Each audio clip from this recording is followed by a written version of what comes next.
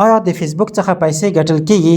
آیا په افغانستان کې هم له فیسبوک څخه پیسې ګټلای شو؟ د فیسبوک څخه څنګه او په څو لارو یا طریقو پیسې ګټلای شو؟ د فیسبوک د مونیټایز شرطونه کوم دي؟ یعنی په کومو شرطونو خپل فیسبوک پیسو ګټلو ته چمتو کولای شو؟ او آیا زه خپله له فیسبوک څخه پیسې ترلاسه کوم؟ که ترلاسه کوم څومره پیسې؟ دا هر څه به زه تاسو ته په دې ویډیو کې ووایم، په دې هیله چې ویډیو تر پایه وګورئ او د ټولو پوښتنو ځوابونه ترلاسه کړئ. سلامونه او نیکې هیلې، زه فضل باري ریان یم. لکه په تېرو ویډیوګانو کې مې چې د یوټیوب څخه د پیسو ګټلو په اړه درته وویل، نن غواړم د فیسبوک څخه د پیسو ګټلو او هغه ټول شرایط چې فیسبوک مو مونیټایز کوي، یعنی پیسو ګټلو ته یې چمتو کوي، معلومات درکړم او هغه پورته ذکر شوي پوښتنې به در ځواب کړم. لومړی، آیا د فیسبوک څخه پیسې ګټل کیږي؟ بالکل دوستانو، ولې نه؟ د فیسبوک څخه هم سل په سلو کې پیسې ګټل کیږي. یوازې د ګټلو طریقې مختلفې دي او د همدې ویډیو په وروستۍ کې به تاسو ته هغه ټول موارد یا هغه ټولې طریقې چې د فیسبوک څخه پیسې پرې ګټل کیږي در وښیم او په اړه به یې معلومات درکړم او همدارنګه په دې به هم خبرې وکړم چې زموږ او ستاسو لپاره کومه طریقه غوره ده، یعنی کومه طریقه ګټوره ده چې موږ پیسې ترېنه وګټو. دویم، آیا په افغانستان کې هم د فیسبوک څخه پیسې ګټل کیږي؟ هو دوستانو، موږ کولی شو په افغانستان کې هم د فیسبوک څخه پیسې وګټو.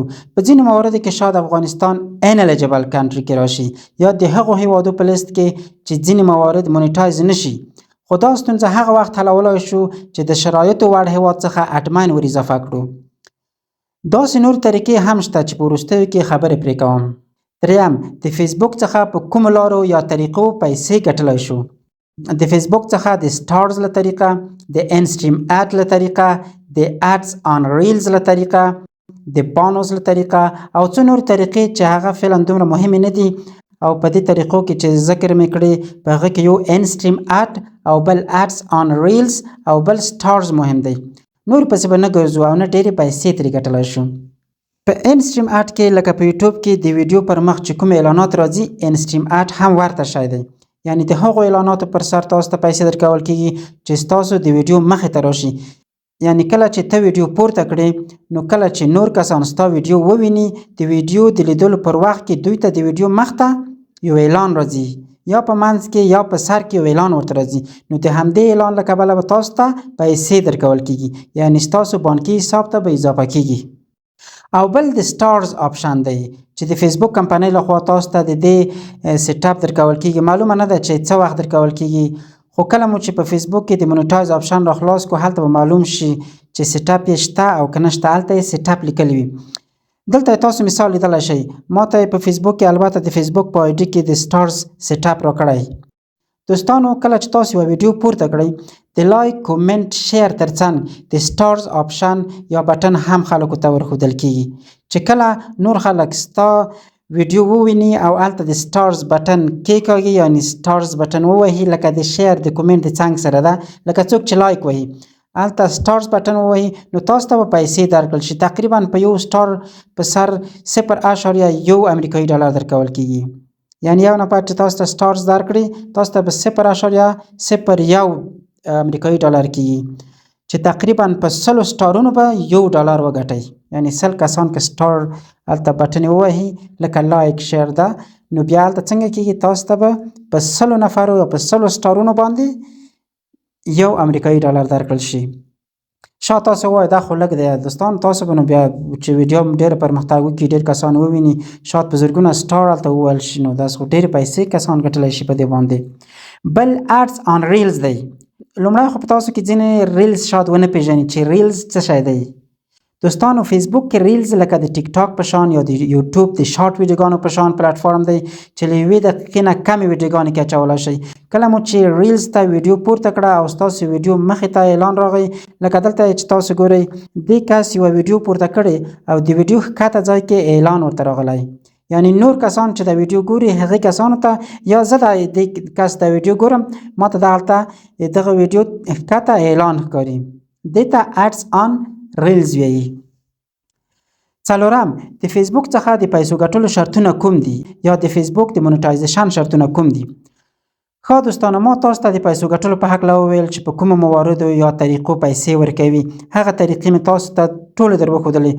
اوس راځم دې ته چې په کومو شرطونو هغه طریقې لکه انسټریم اډ چې په ویډیو اعلانات راځي، او اډز آن ریلز یعنې کله چې په ریلز اعلانات راځي، یعنې په ریلز کې چې ته ویډیوګانې واچوې په هغې باندې اعلانات راځي، او همدارنګه سټارز چې کله نور کسان ستا ته په مغو ځای کې سټارز راولېږي. اوس تاسو ته غواړم دا ووایم چې دې شیانو ته یا دې طریقو ته لکه انسټریم اډ مې چې درته یاد کړو، سټارز مې درته یاد کړو، اډ آن ریلز مې درته یاد کړو، دې شیانو ته څنګه موږ ورسیږو چې وکولی شو پیسې ترېنه وګټو، یعنې څنګه موږ په شرایطو ځان برابر کړو چې دې شیانو ته ورسیږو او فیسبوک مو مونیټایز شي. لومړی به د انسټریم اډز د شرطونو په اړه درته ووایم. دلته یې هم تاسو لیدلی شئ. کله چې په انسټریم اډ کلیک وکړئ نو دلته یې درته لیکلي دوستان دا زما یوه آیډي ده چې مونیټایز نه ده او نه یې ډېره کاروم. زما اصلي پیج بل د فضل باري ریان په نوم دی او یوه بله غټه آیډي لرم چې تقریبا د 3 لاک په شاوخواو کې فالوورز لرم او نور پیجونه هم لرم چې مونیټایز شوي دي. نو دا مې ځکه تاسو ته د دې آیډي نه استفاده وکړله ځکه چې په دې کې دا شرایط نه دي برابر. نو دلته هر څه درته ښایي چې دا شرایط برابر دي، دا نه دي. په هغې کې هر څه برابر دي، هلته بیا تاسو ته نه درښودل کېږي. ښه، دلته تاسو وینئ eligible criteria. اول شرط دا دی چې you reside in eligible country، یعنی لومړی شرط دا دی چې په هغو هېوادونو کې چې د انسټریم اډ څخه پیسې ګټل کېږي او مونیټایز شي، چې متاسفانه افغانستان په دې لیست کې نشته. ځینې وایي په پاکستان کې هم تازه شروع شوی، خو ځینې وایي چې نه، د موږ په فیسبوک کې خو داسې څه نشته، یعنی موږ ته دا آپشن تر اوسه نه دی راغلی. یوازې د ریلز او سټار آپشن میلاو شوی، د دوی په اصطلاح میلاو شوی. خیر، د حل لارې هم شته. په افغانستان کې څنګه پیسې ترې وګټو؟ لکه کله چې تاسو د انسټریم اډ سیټ اپ درکړل شو، تاسو به یو کس د بهر ملکونو نه چې د شرایطو وړ وي د اډمن په توګه ور اضافه کړئ او یا مو ټوله آیډي یا پیج د هغه په واک کې کړئ یا یې ور وسپارئ. نو دلته به تاسو ویډیوګانې جوړوئ او هلته به هغه کس درته اپلوډ کوي. هغه کس ته به چې په هر طریقه ورلیږي، د واتساپ له طریقه، د هغې ډاکومنټ طریقه، د نورو طریقو، هر رقم چې ورلیږي هغه یې به تاسو ته فیسبوک اچوي او پیسې به ترېنه ګټئ. او که غواړئ چې تاسو ویډیوګانې ور واچوئ نو هغه کس ته ووایئ چې تاسو اډماین کړي، بیا هم کېږي. بل یې لیکلي you follow Facebook's content monetization policy، یعنی تاسو باید د بل چا ویډیوګانې پورته نه کړئ دوستانو چې د بل چا ویډیو وي یا د بل چا کانټنټ وي. تاسو باید خپل کانټنټ ولرئ، خپل ویډیوګانې جوړې کړئ. که د بل چا کانټنټ راخلئ هغې ته تاسو ریاکشن وکړئ، هغه ته یو ارزښت ورکړئ یا د څنګ سره خپل تصویر کېږدئ، په هغې ویډیو باندې وغږېږئ، بیا هم څه مشکل نشته. خو بیا هم که تاسو ویډیوګانو کاپي رایټ وخوړلو او بیا نو تاسو نه مونیټایز کېږي. بل یې لیکلي ستاسو پروفایل یا پیج باید 50,000 فالوورز ولري، چې په دې آیډي کې زما فالوورز د 18,000 نه زیات دي. خو بیا هم تاسو دوستانو ښیه د ما د فیسبوک د مونیټایز کولو په وخت کې شرایط 10,000 وو، اوس 15,000 شوي. بل یې لیکلي کانټنټ کرایټریا کې چې تاسو ویډیوګانې باید 80,000 منټه یا دقیقې لیدونکي ولري. مخکې 6 لکه وو یا 600,000 چې ما هغه وخت 6 لکه ورته پوره کړي وو یا 600,000 منټه مې ورته پوره کړي وو. اوس خو یې شرایط ډېر اسانه شوي دي، خو دلته زما دا شرط هم نه دی پوره، ځکه زه له دې آیډي هېڅ ویډیوګانې نه پورته کوم. فکر کوم یو څو ویډیوګانې به شاید شته وي، یوه یا دوه. که مو پام وي په یوټیوب کې 4,000 واچ ټایمه دي، یعنې باید 4,000 ساعته ستاسو ویډیوګانې ولیدل شي. خو فیسبوک کې بیا 80,000 منټه باید ولیدل شي یا دقیقې. بل یې لیکلي چې تاسو باید کم تر کمه 5 ویډیوګانې فیسبوک ته اپلوډ کړئ، چې دا خو بیخي اسانه شرط دی. دا شو د انسټریم اډز د شرطونو په اړه. او سټارز او اډز آن ریلز به هم تاسو ته د انوایټیشن لارې درکړل شي، یعنې هر کله چې فیسبوک درکړل، که مو فیسبوک پرمختګ وکړو نو دا آپشنونه حتما درکوي، انتظار وشئ. خو که هغه یې در نه کړل او یوازې انسټریم اډ و نو دا هم غټه خبره ده، لاس په کار شئ او پیسې ترې وګټئ. که هر مشکل و زه مو خدمت کې کومنټ کې هغه هره پوښتنه چې لرئ زما سره یې شریکه کړئ، زه به تاسو پوښتنو ته لاسرسی پیدا کړم او ستاسو کومنټونه به ووایم او تاسو ته به ځواب درکړم.